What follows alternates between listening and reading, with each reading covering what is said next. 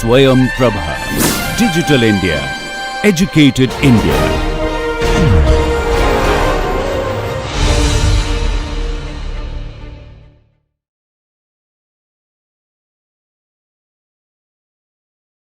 And thank you, everyone, for coming. So hopefully we will have some fun. That's the plan. When I get this machine to work, we shall. Maybe I'll click. There we go. Okay, so hopefully you know what the objectives are because you signed up for the course. But just to remind you, on completion of the course, so on Friday, hopefully, you will be able to explain to me the fundamentals of user-centered design, the principles of that, as well as the idea of challenge-based design. Also, I'm hoping that you'll have greater confidence. Confidence is a funny thing. It's difficult to have sometimes, but hopefully you'll have more of it. The confidence and the capability to capture user needs of disabled people or people with disabilities and turn these into insights and problem statements to drive your innovation thinking. Disability innovation is really complex. Some of you might know Professor Rao, who is a professor at IIT Delhi, and I had a conversation with him recently, and he was reminding me of a time when he entered, he was an engineer, a professor of engineering at IIT Delhi, and he thought, oh, I'll just do these side projects to help disabled people. You know, that it would be a nice thing to do. It's a good thing to do. He's a good man. It's a good thing to do. And he thought he would solve it in a summer project. And I think that's probably 20 years ago, and he's still trying to solve the problem. So people often enter the space thinking it's easy, and it's really hard. So I want you to understand the complexities, but also not be too scared to stay in the space. Later on in the week, I'll look more at the idea of getting our innovations to market. So it's not just good enough to invent things, because inventing things, especially if you've taken the time to work with people with disabilities or disabled people, you've taken their time, you've given them hope, you give them a final product, and then they can never have it. It feels, not only have you wasted your time, but you've wasted their time. So how do we actually get those to market? And finally, just thinking about how do you actually pick the right problem in that greater scheme of things. So I'm thinking if you're in a company and you want to start your own research group, or you want to start your own academic career in somewhere, where is that bigger place that you might fit? So I'm still getting used to it. So please, I'm Irish. I speak very quickly. This is me trying to speak slowly. So if I speak too quickly, you need to tell me, because if I get excited, I will start speaking more quickly. And I get very excited about this topic. So just tell me. Don't sit there thinking, because if you can't understand me, probably nobody can. Okay, so just tell me. Ask questions. If it doesn't make sense, I really am not that scary. You can ask me pretty much anything, and I'll try and answer. And if I don't know the answer, that's a good thing, right? It means you've come up with a unique problem that we have to fix together. So it's okay. Speak to one another. You will learn more from each other than you might from me over the years to come. So it's best to talk to each other, get to know each other. Have fun. You have to do that. And if you need a break, just take it. Don't feel like, oh, you know, I need the toilet. Just, you know, you're adults. Just leave, come back. Or if you're getting too hot or you just need a break, I don't mind. And give me feedback. So if after day one you'd like to hear more about something, or you didn't really understand something, or you'd like more details, just tell me. It's okay. It's very hard to offend me, honestly. Just tell me. So I want you guys to get to know each other. We won't have time to do this going around the room, but I want you to practice playing a game. It's called Two Truths and a Lie, and you can play it with anybody. So I'll play it with you. So the first thing is, these are 3 statements about me, and you have to decide which one is a lie. So the first one is I've lived in 8 countries. The second one is I lived in 12 houses by the time I was 11 years old. And the third one is my favourite place in the whole world is Crosshaven, Ireland. What do we think? 1, 2, or 3? 2. 2? I think 3. You think 3? You think 2? 3. Any more? It's actually 1. I've only lived in 6 countries, although in 3 continents. I did live in 12 houses by the time I was 11. And my favourite place is home. Crosshaven. So I go back home to recharge. And the reason I love Crosshaven so much, you can Google it, Crosshaven, is partly because it's by the sea, and secondly, because nobody cares about what I do. I go home and I'm still just that, I don't know, 17-year-old child that used to work in a pub, and people just talk to me about my dog. Nobody, and I talk to them about sport and rugby and things. Okay, so this is the agenda. First hour, roughly speaking.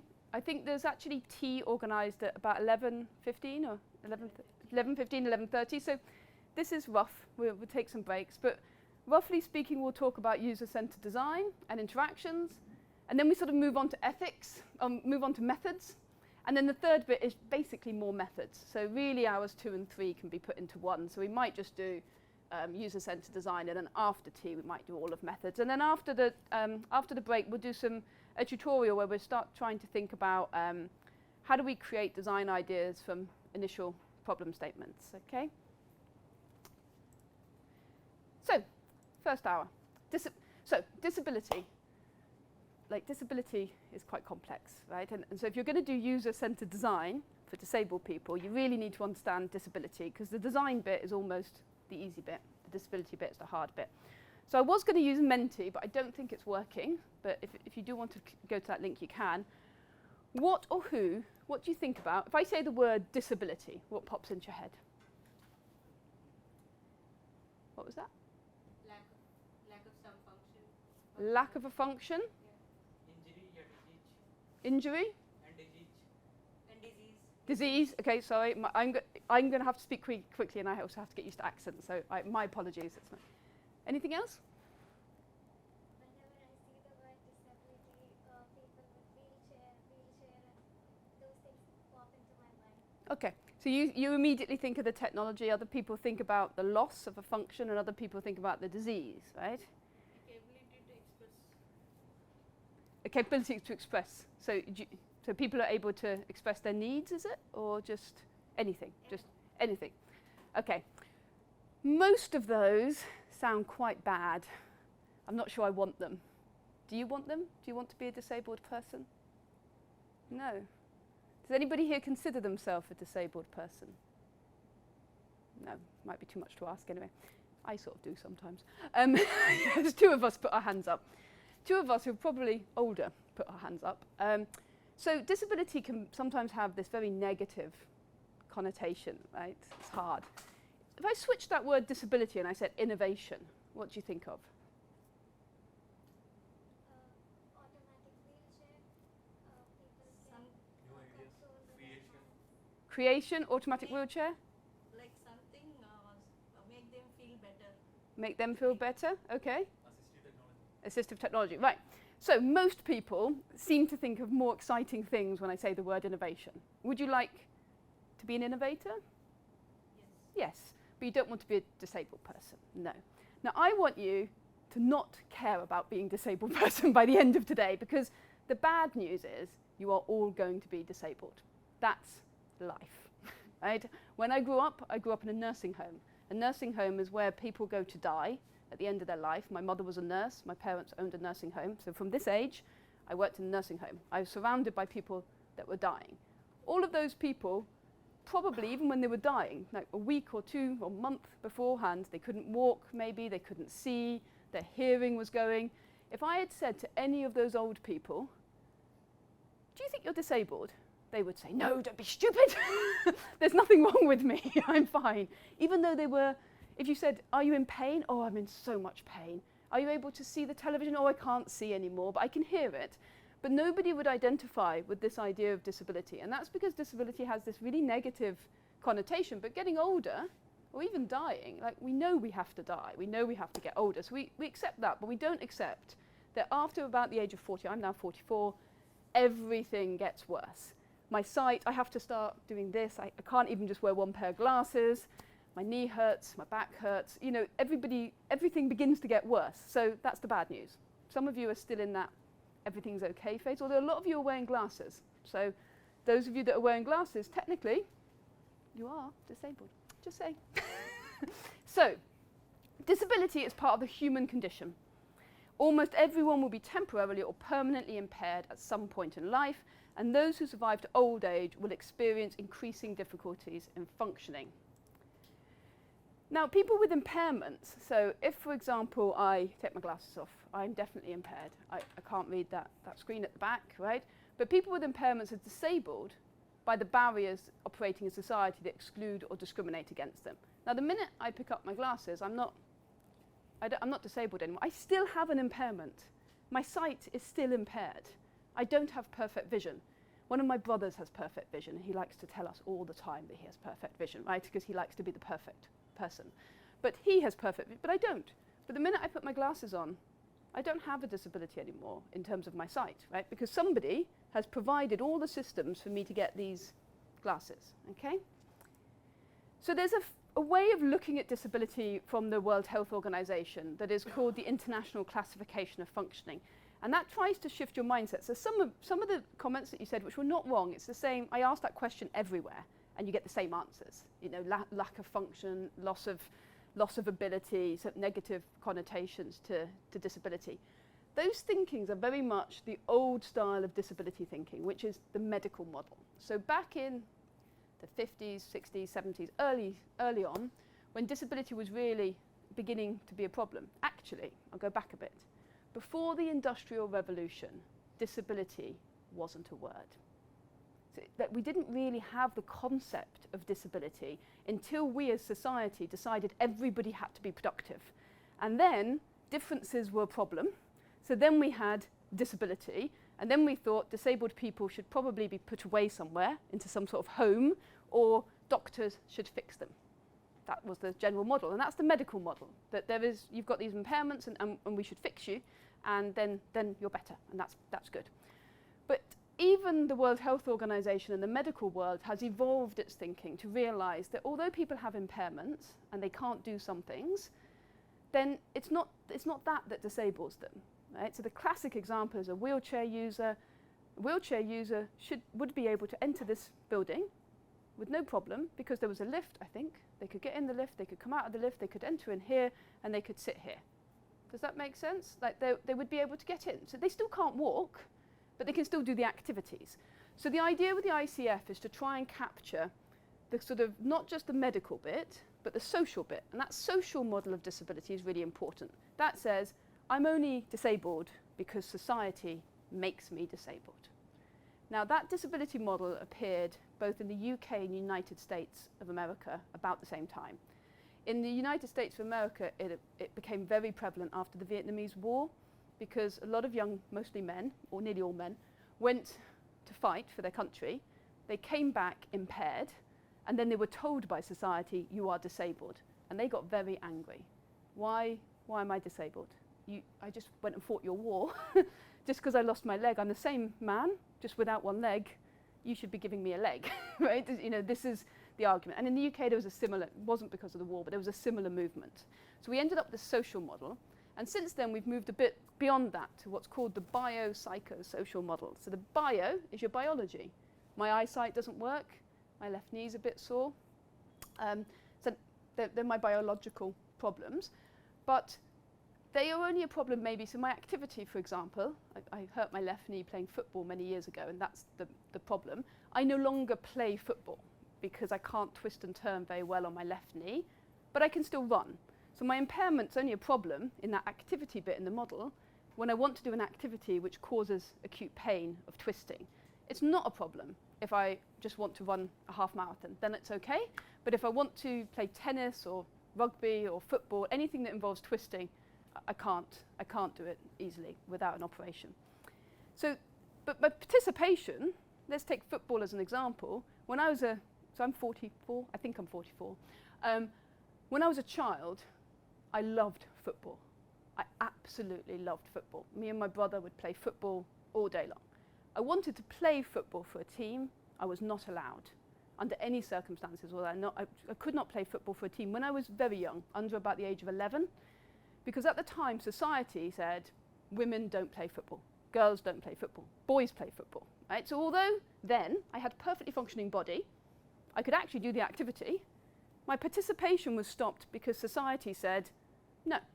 Now, eventually, society changed with me, and so in university years, I played football for the university, I enjoyed football, but my participation was stopped not because of my activity or my bodily functions. Does that make sense? And then you've also got environmental factors and personal factors. So for example, none of us would be able to play football at the top of a mountain, like Kilimanjaro. It'd be quite hard.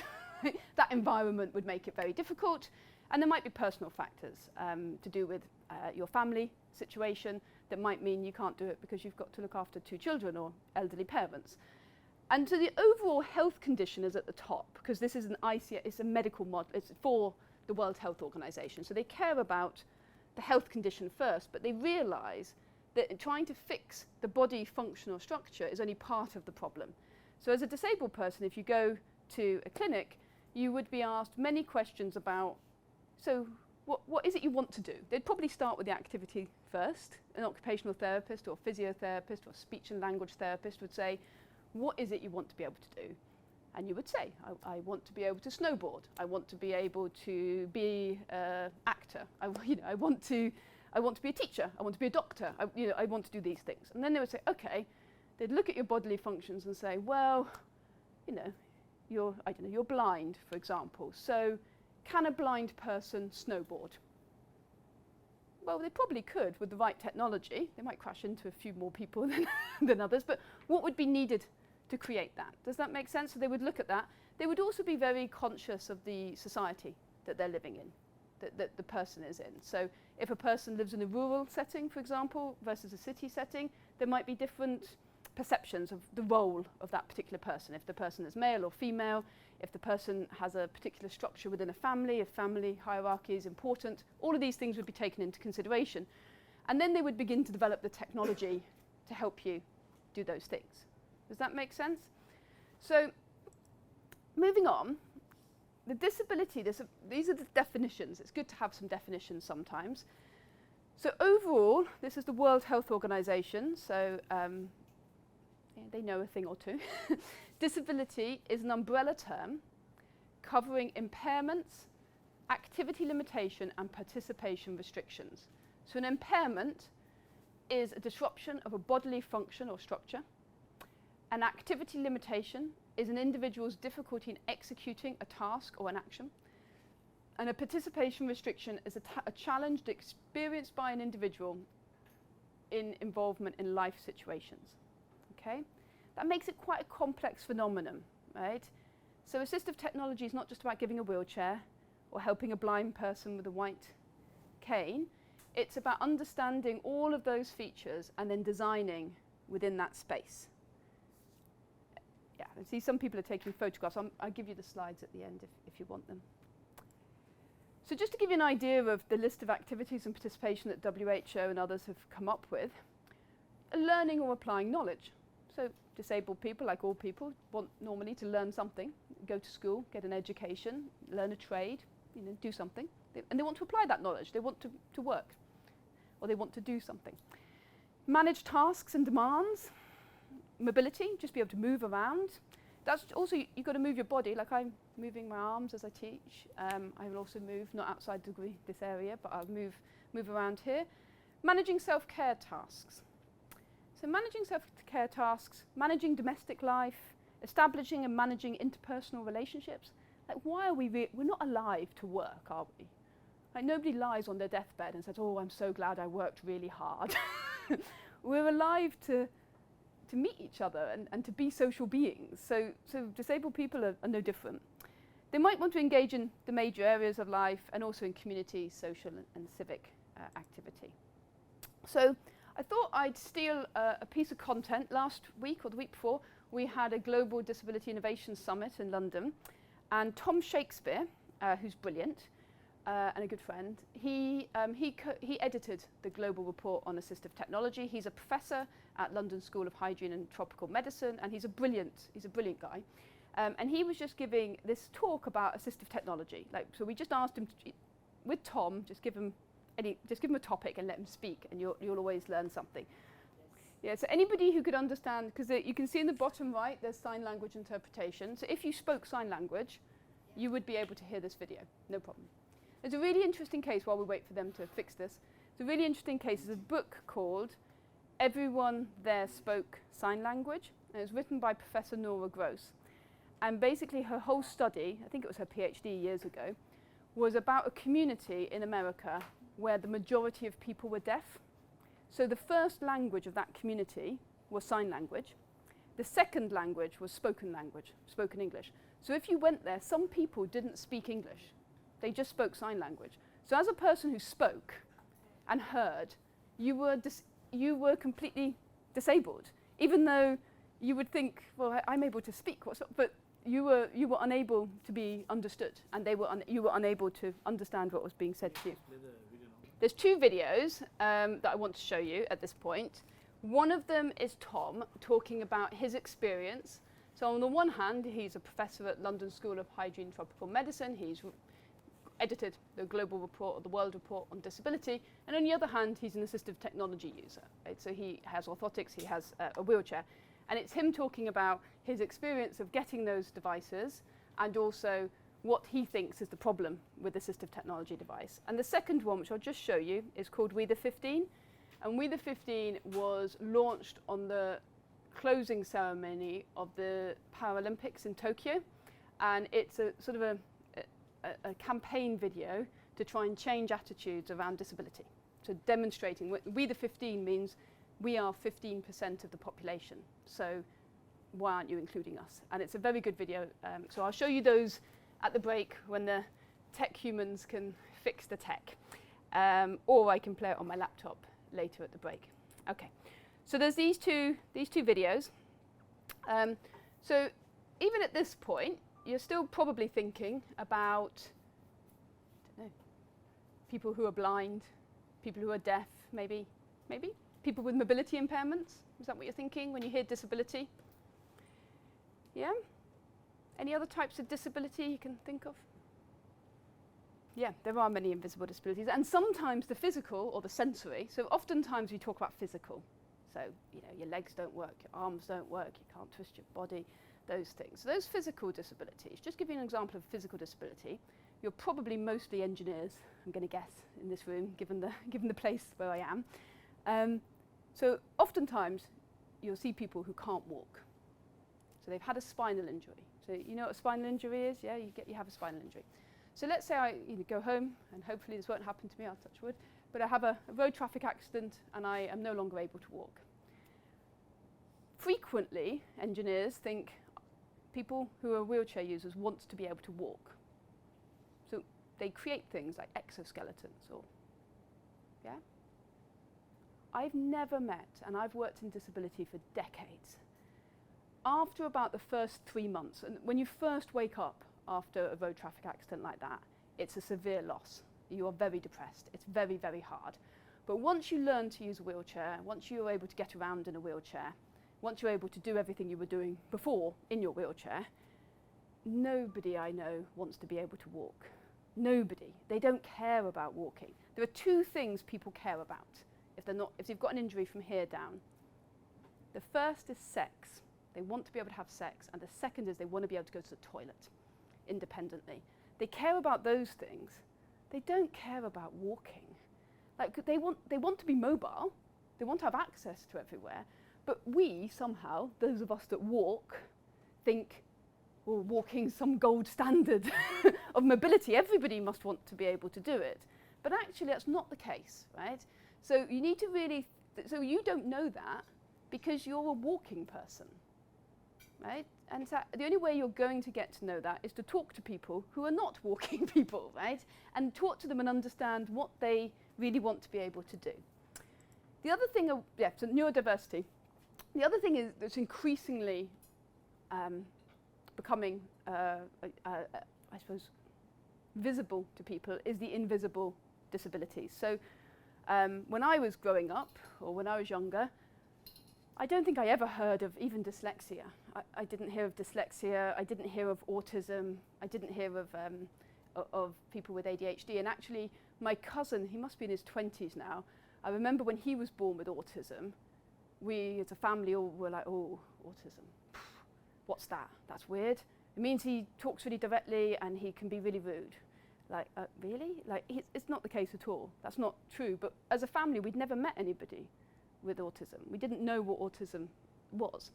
And so neurodiversity is now becoming increasingly researched and increasingly understood. And it's obvious that 25% of the population is what's called neurodivergent. So in order to understand neurodivergent versus neurotypical people, we need to think about neurodiversity. So we are all neurodivergent, right? We all have different chemical structures, biological and chemical structures in our brain, which connect down to our nervous system, which allow us to do things, right?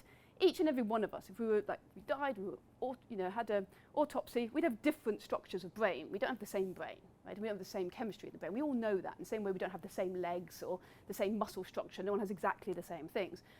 But increasingly we're realizing that there's this sort of neurotypical world, which is about 75% of the population, and then there's a sort of subset of neurodivergent people called neurodivergent, right? So 25% of the population are neurodivergent.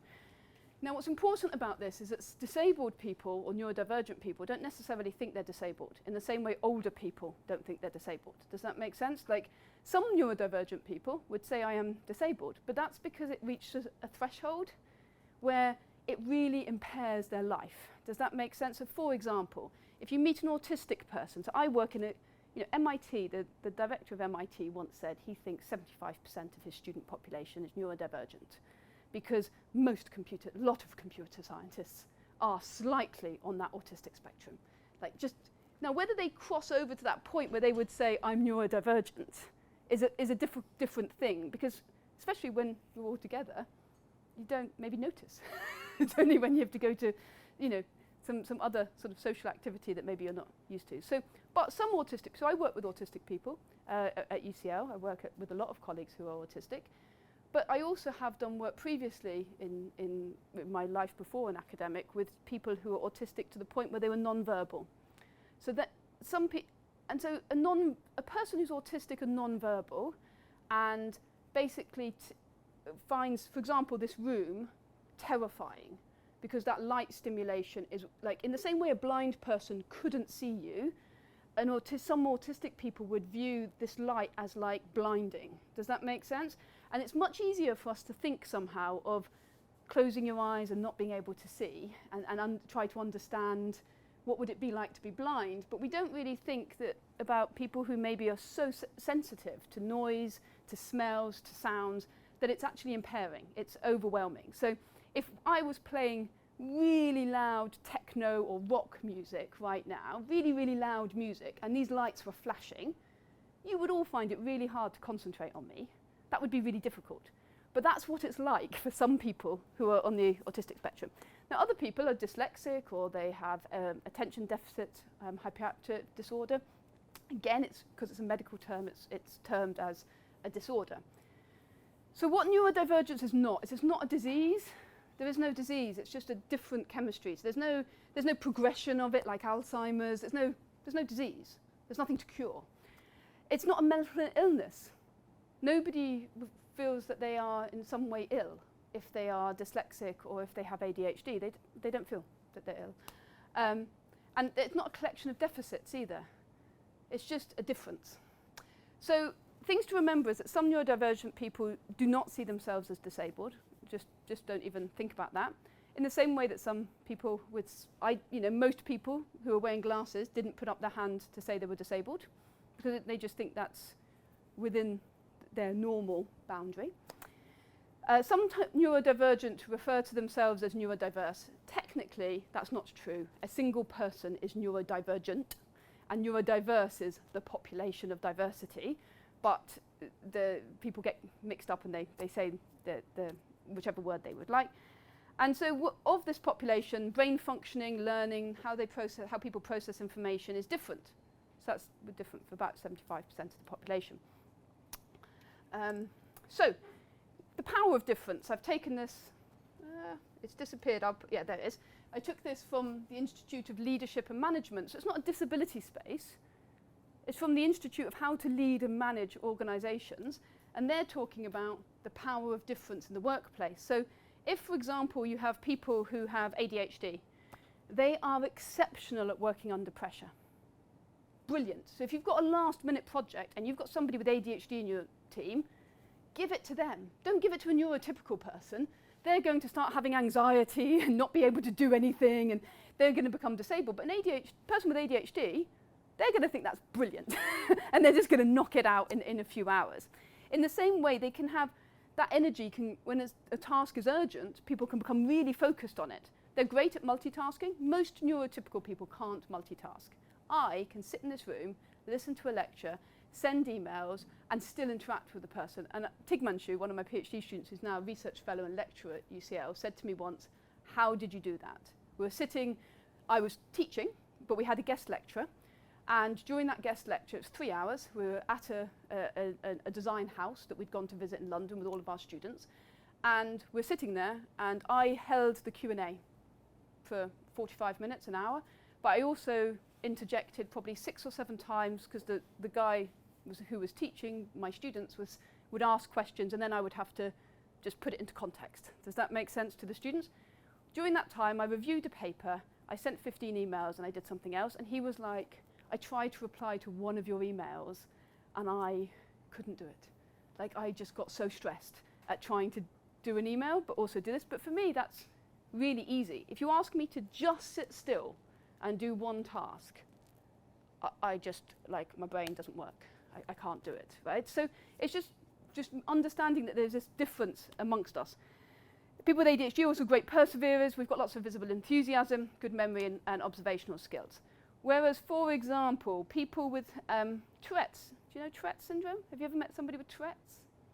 Anybody in social media here? Does anybody do social media? A really good handle to follow is Tourette's, written like this. Tourette's Hero. It's a young woman who has Tourette's syndrome. So Tourette's syndrome is where you just say stuff. You can't stop yourself. So, and you might have a particular word that you say a lot, like butterfly. So I'd be talking, saying, people with ADHD, butterfly, and I can't stop that interjection. But it also means she comes up with some of the most creative sentences I've ever heard. So she often comes in and gives a guest lecture to my students. And at the end of the year, I ask, what was the best, what was the thing you learnt most about? Always her. That she's always the best speaker. She does this like theatre production of Tourette's Hero. She's absolutely brilliant. But they've also got amazing memory. She can just remember everything. Yes, every now and then she might say a random word, but her memory is infinitely better than mine. So, and she just picks up skills. It's like, it's insane how good she is, right? So that's just and this is from, not from a disability space, not from an engineering space. This is just from how do you maximize your workforce? How do you get the best out of your team's space? So moving on, I thought I'd wrap up this section with a little bit about how these things don't come independently, right? So people they're not just one thing. So I told you all that you're going to get, this was actually inspired, I had a few case studies and I couldn't decide which one. And then last night I rang my mother. It was the most infuriating conversation. So I was saying, yes, Mum, I've arrived, everything's fine. She was saying, I can't believe you missed your flight. I did not miss my flight, Mum. She could not hear me. Right? For 15 times I'm in the guest house here, and I'm thinking, I really hope there's nobody in the next room. So I'm literally just screaming down the phone, I did not miss my flight. Oh, Mike, no, she didn't miss her flight. I'm like, oh my God, 10 times I said the same sentence. But my mother refuses to believe she is deaf. This can be recorded for prosperity. Mother, you are deaf. You have lost your ability to hear very well, but she will not think of herself as deaf. She will wear glasses, that's fine, but a hearing aid, no chance. And I keep telling her that it's really dangerous. So it's not just a bit annoying that I have to shout at the phone. That's just a bit annoying, right? At the end of the phone call, I can send a WhatsApp message. She'll understand. It doesn't, I might look a bit stupid at like an airport departure lounge shouting the same thing 10 times, but otherwise it's fine. But I've taken a UK example here, but by 2035, there's going to be 13 million people in England who have hearing loss, because we're all living older and our functions get worse. So that's going to be 1 in 5 people of the population are not going to be able to hear very well. So what do you think that might stop them doing? What do we think? What? Probably anything you've got to do with hearing, right? What if, so this is true or false. I've made up a new true or false game just to keep it exciting. If you have hearing loss, you have an increased risk of falling, depression, stroke, dementia. Which is true? Do we think falling is true or false? True. True, because we think it affects balance. Yep, true, you're right. Depression. True. Yes, because you can't socialize. Exactly. People, you stop socializing, right? Stroke. True. It is true. You have an increased risk of stroke. And dementia. True. You have an increased risk of dementia. So increasingly, older people experience social isolation due to their hearing loss, which in turn impacts your mental health. And they are then 2.5 times more likely to develop depression than their peers without hearing loss, which is pretty awful. It gets worse because as your hearing loss gets worse, your chances of getting dementia gets worse, which is not very nice. So if you look at hearing loss and dementia, they both occur in people. It's not saying that one causes the other. I'm not saying there's any link to causality here, but one occurs more frequently in people over the age of 65. It compromises social engagement. It causes difficulty in remembering new information. It compromises physical activity. It changes your mood and your personality. It's increasing in prevalence with advancing age and increased difficulty in having a conversation. So as engineers or innovators or designers, these are really good design criteria, right? So you might be thinking, oh, I'm working with a population of people with hearing loss, and you might be designing something with them, but actually the same technology would work really well for people with dementia, because what you're really looking at is how do you solve for increased social engagement, for example, or increased ability to have a conversation. So it's important not to think about siloed populations, but to really get to know the users of the technology you want to create and understand what their pain points are. Really get to know what it is that they are struggling with, and then work from that point. Final thought here is that by 2050, every 5th person will be elderly in India. And so most will need an inclusively built world and assistive technologies. So we're seeing the Indian government, we're seeing various amounts of social corporate money, we're seeing lots of tech accelerators in AT, and we see the new National Centre for Health and Assistive Technologies. I think that's right, NCAT. But we're seeing a lot of investment in India in this space. Part of that is because there's going to be increasing need from the population, as well as obviously it's the right thing to do. so I've got the next part is on design, which I might just skip on. I might just take some questions first and do a little wrap up, and then I'm going to try and get through design, a few of the slides from design. I've finished a bit early because we didn't have the videos. So, but are there any questions or thoughts or comments? No? Did I speak too quickly? No. It's okay? All right. Okay. Okay, so design.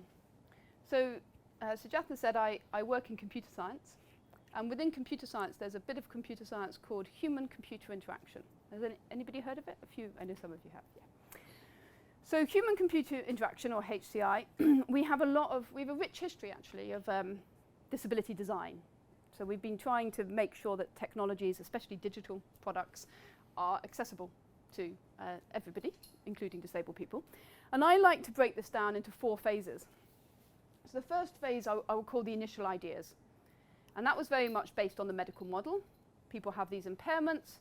How do we fix them? Okay. The second was on universal design and varying ability. So beginning to look at the idea of the social model of disability and ability-based design. So not looking at what people can't do, but looking at what people can do and then designing for what they can do. The third phase was actually looking a bit beyond the function, because both of those phases had a bit of still making functional assistive technology. So it didn't matter if, for example, the initial idea where you have a deficit model, you might try and help somebody who's got an impaired, let's say developing some sort of arm movement device, right, to enable people to reach a mouse or something like that.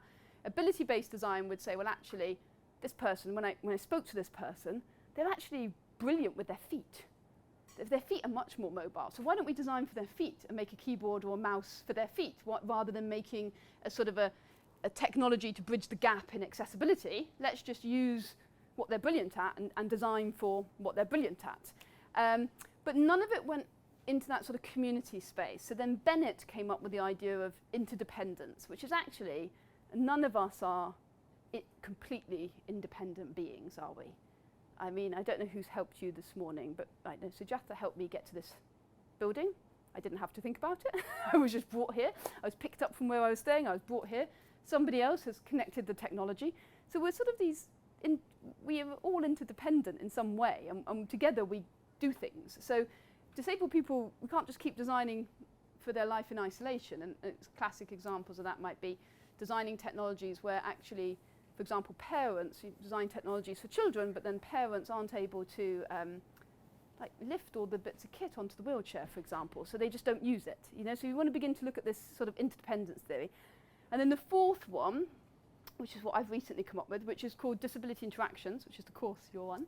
And that idea is that it's not enough for us to keep designing, even in this interdependence frame or this social interactions frame. It's still not enough. And one of the reasons it's not enough is that nearly all of the research happens in, pick a good term, there's not a good term, we'll call it the global north for want of a better term, but it happens in Europe, it happens in the United States of America, it happens in Canada, it happens in places where there's a lot of money, a lot of the research happens there, and even when the research happens in places that are rich, they're often with privileged people in those societies. Does that make sense? Like if you look at UCL, for example, Sujatha was at our new campus. UCL has just opened a new campus in East London.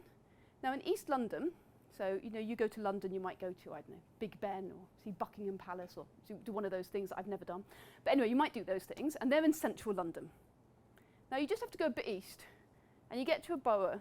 There's boroughs. We have boroughs, that means an area, a district of London. There are 3 boroughs that are part of, or sort of border the Olympic Park from London 2012. Nearly 50%, so 48%, and I think it's 46% in 2 of those boroughs, nearly 50% of the children live in poverty and are mostly hungry going to school. Now that's in London. We're apparently still the 5th biggest economy or something, and half of the children in 2 boroughs live in poverty. So we're not designing there. Does that make sense? We often don't design there because if you put out a call for researchers, it's hard to reach those populations. And it's hard to reach those populations partly because they won't get the information, they won't have the same access to the information, partly because they'll be scared of you, because anybody who's ever had less power, it's scary, right? Why do we trust people with more power? And so it's really hard. So the idea of disability interactions is to begin to look at more of a social justice framework. So how do we actually change things to make things fairer? So not, for example, just creating new technologies for wealthy people, but making sure that any technology that's produced can be for anybody that would need it. And look at the outcome orientations to see what actually changes as a result. So it's not just enough to invent things. There's so much, and I don't dismiss, there's brilliant engineers that are designing, for example, I don't know, next generation haptics or next generation virtual reality. And I absolutely think that those people should exist and they should keep doing it. I simply think that there should be a section of disability design work that is very focused on how we change the social justice side of things. Otherwise, we will just end up with widening this gap. And there's a theory that helps you understand that gap, which is called technology amplification theory. And that theory basically states that technology is agnostic. A technology in itself won't make a country or a population poorer or richer, but it tends to amplify what's already there. So an example would be that a lot of mobile phone devices now, so I have an iPhone, which basically my brothers mock me all the time because they're all Android people, right? But I have an iPhone. It's a very expensive device. I know I'm very lucky to have it. It has a lot of accessibility features built in, especially for blind people. Brilliant features. But previously, when it was first released, but they're not available to most people who can't afford an iPhone. Now, Android's catching up fast. There's a lot of really good things on Android. But at the moment, we end up with this idea that we release a technology, And I'll give you an example later in the week when we get to digital products, where there's an application freely available on Android devices called Google Relate. It was launched in Ghana. It allows people to take speech and turns it into text. So if I had had a stroke and I had very slow speech like this, it would be able to understand it, and it would translate it. And it uses a wonderful natural language model, and I will talk more about it. But they released it in Ghana, but nobody knew it was there. So what was the almost what was the point, right? If nobody with a speech impairment knew it existed, and none of the speech and language therapists knew it existed, what was the point? And that's where technology can amplify, right? Because people in London would learn to hear about it. Disabled users would be plugged into networks, and they would be on forums that would know these things, and they would also be sharing information more widely. But in Ghana, the disabled population is quite spread out. There's still a lot of stigma. It's quite hard to get that information. So you just don't hear about it. So that's where the technology, where it's released, will amplify this problem, where the people with speech impairments in rich settings, and by rich I mean rich in no stigma, easy access to information, but also access to the technology, they'll be able to get the technology, and they'll then be able to go to use it to advance themselves, have conversations with people in shops, buy cinema tickets, do whatever they want. Whereas the people in Ghana will be left exactly where they were before. And so the amplification happens. These people move and these people stay. Okay? So the idea of disability interactions really is that there's two levels of interaction I just want to get into your head. The first is that a disabled person interacts with their technology, don't they? If you might do speech commands, you might use your eye, you might even use your brain, but in some way you interact with your technology. Together, a person, if they're using, for example, a prosthetic leg, together they then interact with the world. So the assistive technology can often become an extension of your human self. Now in HCI we look at this a lot anyway, because we're beginning to think about how technology expands us as humans. So if I took away your mobile phone for 24 hours, 48 hours a week, you'd feel a loss, I think. I think you might even think of a loss of self. There's something, especially younger, so I'm going to say the younger people in this room are like nodding their heads furiously, and some of the people who look a little bit older are like, I'm not sure I'd care. But generally we're beginning to think about this idea of, and that's because we really depend on it, right? So it depends how much you depend on it, and it depends how much you offload things to it. So for example, I offload knowing any phone number. I only now know 3 phone numbers ever. My phone number, my partner's, and my parents' house. That's it, right? Otherwise, I don't know any phone numbers. I've offloaded the ability to remember phone numbers to my mobile phone. Don't need to know that. Similarly, with like searching information, I don't store. Before, if I was coming to somewhere like India, I would remember. I'd take it upon myself to remember the address of where I was going, the people I was meeting. Do you know what?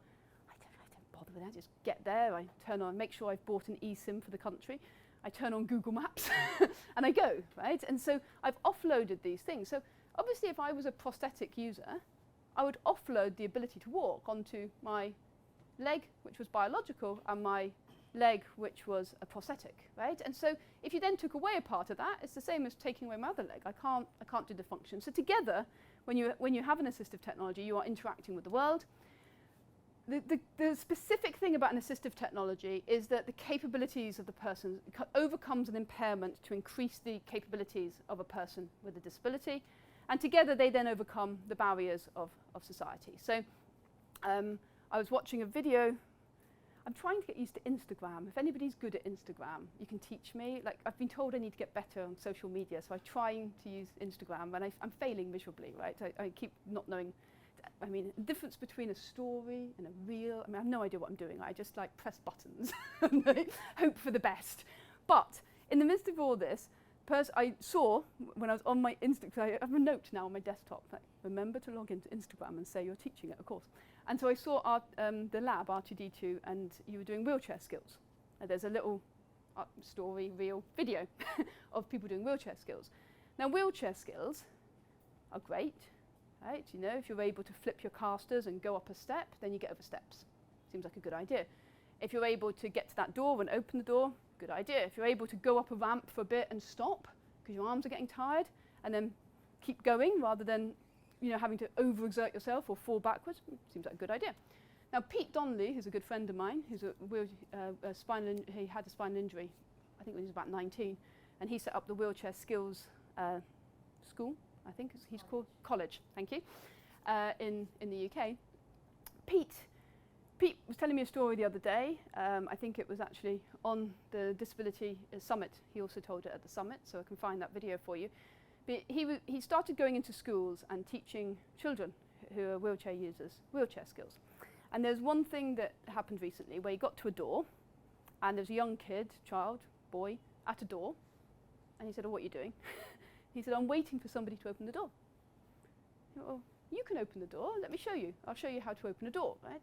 So Pete showed him how to position his wheelchair, how to open the door, how to do that. A week or so later, he goes back to the school, and the teachers are saying, "Oh my God, there's a change in him. He's just he's so engaged and he's really excited to be in school." And Pete's thinking, well, it's pretty obvious because he's not having to wait to be allowed access. Every time at every door, he had to wait for somebody else to open it, right, to allow him to gain access to a canteen, to allow him to go and see his friends. He was constantly dependent on somebody else. And I don't know about you, but if I had to go into a situation for 8 hours a day where there were that level of number of barriers in front of me, I wouldn't feel very excited to be there. I'd feel a bit angry, probably, depressed, annoyed, something, but I wouldn't feel included, right? So just on that point of included, there's an interesting debate in the disability community at the moment between the difference between included and integration. So included can feel like still a little bit patronizing, like, "Oh yeah, we'll let you at our table, you can come in," right? Whereas integrated is when people feel like they are part of the fabric of the decision making. Does that make sense? Like people are actually, they have some of the power. And so I would argue that when you're trying to design new technologies, you really want to integrate people with disabilities into your team. You want them not to feel like they're allowed into the room. There's not a barrier, you haven't put a door up. But not only are they allowed into the room, they're able to challenge you. They're an integral part of the team. They have things to say that you really need to hear. And also you want them to feel like anybody can contribute. So they should feel completely integrated into your team if you're lucky enough to work with some good people. So if you manage to do all of that, we end up with technologies that enable people to do what they want to do. Now here is an interesting example. This is taken in Sierra Leone, a company called Koala. Now you'll see here there's a brown limb, and it's got what I would call a cosmesis on the end. So it's a really dumb hand. It's like, those shop dummies that you put clothes on. It's a hand from there. Now, in the UK or in India, if you were to provide that as a clinician, people would be quite angry with you. The prosthetist community would be angry with you. The disabled people's community would be angry with you. Everybody would be angry with you because there's lots of functional devices and you can't do anything with that. It literally is just looks like a hat, right? So normally, and the same company, Koala, have brilliant end effectors. You just take the hand off and you plug in a device, you can play the guitar. You take it off, you put one in so that you can go surfing. You take one off, you plug one in, and they design them with children around the UK, right? So they've got these great end effectors. But when they went to Sierra Leone and they wanted to give devices to people, they were giving people the one where you could write your name. And I've got a great video, I can dig it out, of this man laughing because he hadn't written his name in 10 years. He was so happy.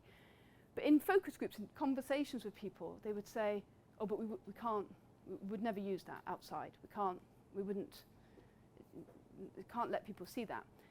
And so then you get a little bit deeper. So how did people lose their hands or their arms in Sierra Leone? Most people who lost their arms in Sierra Leone were physically amputated during a civil war, right?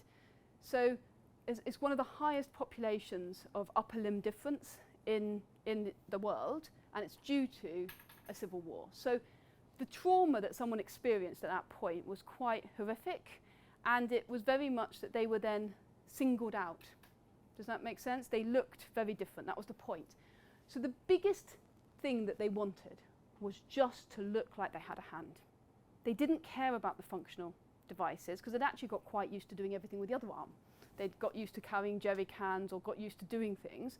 So, but they really wanted something that when they went to a church, when they went to a mosque, when they went to the market, they just looked like they hadn't lost their limb. And what's interesting is over time now we're seeing people that had that, they wanted to look the same, but now they're beginning in the home to use the functional devices, and slowly beginning to use the functional devices outside. They'll still put the cosmesis on to go to church or to go to mosque or some social interactions that they're unsure of, but they're beginning to use the functional devices as well. But that was a really interesting piece of learning for Koala that we did with them, because previously you might assume that people always want to be able to do a physical thing. Does that make sense? A functional thing. But actually sometimes, in some situations, that's not the case. And the only way you're going to know that is by talking to people. And the only way you're going to get to know that level of detail is really having a strong level of trust with people. Now, I don't know what your worst moment in life is, right? But I would imagine if somebody amputated my arm, that would, even though I've been through other things in my life, that would probably be the worst thing that's happened to me. And so for me to talk about it to a stranger, I don't think I'd do that easily. Does that make, it's not something I wouldn't share it in, as a chat here. So you have to build a high level of trust with people, that they want to tell you things that maybe are not socially acceptable or might be difficult. Because what tends to happen is that people, if you're not careful, people will sometimes tell you what they think you want to hear. This happened to me in India. First ever research project I did was for wheelchair users in Delhi. We had designed a sensor at UCL that allowed you to track where you go in a wheelchair, but also give you feedback about how you push your wheelchair. We got a small amount of money to test that in Delhi. And we had a research partner here, Vishesh, that helped us connect to wheelchair users in Delhi. And the project went relatively well. It had loads of technical problems, which I could bore you with, but it went relatively well. But at one point, I was asking, because the sensors weren't working. There was a point where the sensors weren't working. We were desperately trying to figure out what was wrong. Like, why aren't they working? Like, we tried everything. They're working on this, and then suddenly they stopped working. So why was it not working? And I wanted overall feedback of the experience of using the sensor. And so this guy is sitting in a wheelchair, and he's talking. And obviously, he's talking a dialect. It wasn't even Hindi. It's a language I don't know. I don't understand the language. And this is his gesticulation. And the translator said to me, he said it's an excellent system, he's very excited to use it.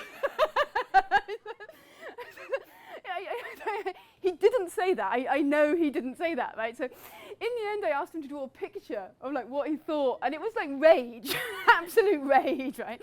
And he was really angry because he'd actually travelled, like, he'd tried to show how difficult a certain route was, and the sensor had stopped working halfway through. So then he'd done all this effort, he'd pushed his wheelchair for like 7 or 8 kilometres on a day, and then the sensor hadn't worked. And that's really infuriating. It turned out, just on a technical point, very annoyingly, same versions of Android devices, same versions of everything, but we had used the gyroscope to wake up the application to stop battery drain. And it turned out on very cheap handsets, they stripped the gyroscope to make it cheaper. So it didn't have a wake-up signal. So when he pressed start at the beginning, it would work, but the minute he paused, the wake-up signal didn't work. It took us 6 weeks to figure that out because it was so unpredictable. Like, because if people didn't rest, it just worked, and on some devices it worked, and on some devices it didn't work, even though it was the same version of Android. Anyway, so in order for you to then create these technologies, a second part of the Disability Interactions Framework, and this is the Raised Line Foundation, is that you need to make things affordable and get them to people. And I think the Raised Line Foundation's done an excellent job of that. It's very difficult to transport that level of text, that level of physical product, but they have managed it, and they've made it affordable, and it is being used. You also want to make sure that the services reach the people. So there's no point in me giving to a bunch of children a load of raised line maps. I mean, they have to learn to read those maps, right? And the teachers have to learn to teach raised line maps, right? And so there's no point in just giving the technology. In the same way as if I just gave you all wheelchairs, you'd all be pretty rubbish. If you were really rubbish, you'd do this. You'd do it like a walking pattern. You'd push in a weird zigzag way. But you wouldn't be able to use the wheelchair. So if you're giving wheelchairs to people, if you're actually providing wheelchairs, you must give wheelchair skills training. And if you do that, we'll manage to bridge the gap between abilities. And people should then be able to be integrated into society. So here's an example of Code Jumper from Microsoft, which would, and And so here you've got blind children, non-blind children, all learning to code together. Doesn't matter what your abilities are, you can learn to code together. And here, again, stolen this from Microsoft, is the same device being tested in India. So it doesn't matter if it's being tested in the UK or in India, it works. Because it was designed universally. It was designed thinking about all people, right? And it was designed so that any child would want to play with it. So, if we go back to this idea of the different levels of HCI, the deficit-driven design, I just want to quickly show you a couple of key papers that you can then look at. I'll give you a reference list at the end, but you can have a look at it. The first one is Human Interface Design and the Handicapped User. Etymology of handicapped. Anybody know where the word handicapped came from? And why we don't use the word handicapped anymore? Handicapped came from, I take my cap off, my cap is in my hand and I'm begging. So it has a very stigmatized, you might not know that, but that's where it came from. But back in 1986, it was still a standard English word to describe disabled people or people with disabilities. And this was the first paper at CHI, which is the biggest and best conference of human-computer interaction. So it's like the flagship conference. Everybody wants to get a paper published in CHI. It's like a defining moment, you know. So something like, I don't know, getting your tenureship. If you don't have a CHI paper, you're not going to get it, right? So it's very important in our world. And this was the first interaction. And the interesting thing to look at here, I don't know if this stylus actually works, is here we go. You've got the University of Toronto. We've got Pennsylvania, we've got Boston, Toronto, MIT, and some people in Wisconsin. Fraser, Michael, Lawrence, William, Richard, and Greg. I'm going to assume that they're all men. Go a bit further, can probably assume they're all white men. And they're all in America, right? Which isn't completely inclusive, is it? But that doesn't take away from the fact that what's written in here is actually very good. The actual founding principles within this document are excellent. We might not have gone on to implement them as well as might have been hoped for. It might have taken us a lot longer, but they talk about co-design, working with people. They talk about don't make something like a keyboard and send it out to the mass population if you haven't considered all users. You know, make sure that you expand. You're not just working in that easy design space, but you know, you're working outside it. So they talk about the two things: universal design. How do we make all products designed for universal use, independent of what people's abilities? And the second thing they talk about is, okay, if there's still a gap, how do we fill it with like assistive technologies? What is it? What's our role? We also have another paper there, which was a literature review of what do we mean by accessibility research. That's really worth having a look at, because it goes back through everything that was done to see what has been achieved. Now that was all really great, but it's still really focused on what's wrong with a person. So I would come to you, hello you, and I would say, so what's your impairment? What's the problem? You know, and you would tell me about the problems that you're facing. I wouldn't ask you, and what does that mean? So as an example, I don't know if any of you, does anybody here work with people who are blind? 1, 2, 3. Do they use screen readers? No. So screen reader, you know what a screen reader is? I can demo it in a minute on my laptop. So screen reader will just read out the screen. I can't process audio as quickly as blind people do. It's amazing. So if you're used to using a screen reader, they listen to it at like 10 times speed. You know, you might be able to listen to things at 1 or 2 times. They're at like 10 times speed. So if you're a blind person, and I come to design with you, and I'm like, oh, you're a screen reader user, right? I'm going to try and make sure that everything on a screen is an audio, so that's what I'm going to do. But I might not be taking advantage of actually, you've got this almost superpower. You've got this thing that you're really good at because you're not hearing, or you're not seeing things, because sight takes up a lot of brain activity, right? Because you're not doing that, because you're listening to a lot of the world, your ability to process audio is excellent. Similarly, in the Disability Summit that we had recently, there was a problem, a tech problem, and everybody could hear a video playing, right? It was day 2, and we could hear in the background, just like, imagine one of you was playing a YouTube video on really low, and it was really annoying, wasn't it, Sujatha? Like, nobody could hear the speakers, because there was this like background noise. And so we stopped for a minute, and there was a woman in the audience who's neurodivergent, and she said, hang on, I think it's the video from this person on day one that was in this session. Like, it was a room full of people, and nobody else could hear that, but she could pick out, she could discern those two audio streams. Now, I know that when people design for her, probably, they wouldn't be thinking she's got this great ability in audio. Like, she could listen to two things at once, I suspect, and process them, whereas none of the rest of us in this room could. So that's when ability-based design came in. So Walbrook came along, wrote this article, and he was saying, well, look, it's all very well to look at the deficits, but what about what people can do? So one of the examples he has in here was, think about their context, think about what people can do rather than what they can't do, and scrutinize all of our ability assumptions. So one ability assumption might be wheelchair users in the room. Would you like an exoskeleton to be able to walk? Would you? Genuinely, would anybody like an exoskeleton? Most wheelchair users I ask don't want an exoskeleton, right? But you might assume, because you walk, that somebody else might want to be able to walk. So you need to make sure, what's my assumption and how do I test that and how do I get rid of it?